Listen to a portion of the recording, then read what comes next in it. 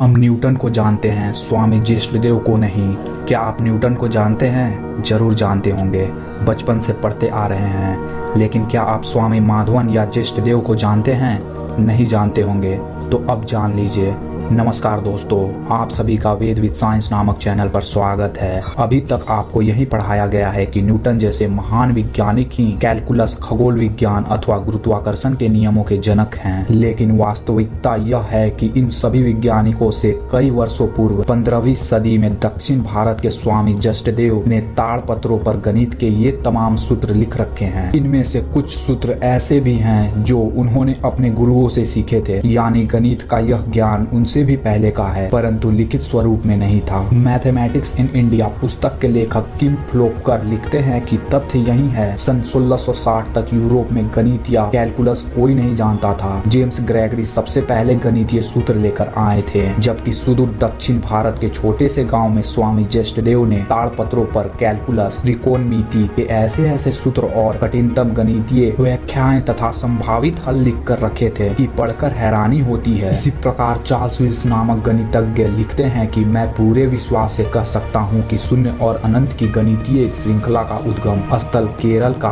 मालाबार क्षेत्र है। स्वामी जष्टदेव द्वारा लिखे गए इस ग्रंथ का नाम है युक्ति भाष्य, जिसके 15 अध्याय और सैकड़ों पृष्ठ हैं। यह पूरा ग्रंथ वास्तव में 14वीं शताब्दी में भारत के गणितीय ज्ञान का एक संकलन है, जिसे संगम ग्राम के तत्कालीन प्रसिद्ध गणितज्ञ स्वामी माधवन की टीम ने तैयार किया है। स्वामी माधवन का यह कार्य समय की धूल में दबी जाता यदि स्वामी जष्टदेव जैसे शिष्यों ने उन्हें ताड़पत्रों पर उस समय की द्रविड़ भाषा में न लिख लिया होता। इसके बाद लगभग 200 वर्षों तक गणित के ये सूत्र श्रुति स्मृति के आधार पर शिष्यों की पीढ़ी से एक दूसरे को हस्तांतरित होते चले गए। भारत में श्रुति स्मृति गुरु के मुंह से सुनकर उसे स्मरण रखना परंपरा बहुत प्राचीन है। इसलिए संपूर्ण लेखन करने, रिकॉर्ड रखने अथवा दस्तावेजीकरण में प्राचीन लोग विश्वास नहीं रखते थे, जिसका नतीजा हमें आज भुगतना पड़ रहा है कि हमारे प्राचीन ग्रंथों में संस्कृत भाषा के छिपे हुए कई रहस्य आज हमें पश्चिम का आविष्कार कहकर परोसे जा रहे हैं। जॉर्ज टाउन विवि के प्रोफेसर होमर व्हाइट लिखते हैं कि संभवतः 15वीं सदी का गणित का यह ज्ञान धीरे धीरे इसलिए खो गया क्योंकि कठिन गणितीय गणनाओं का अधिकांश उपयोग खगोल विज्ञान एवं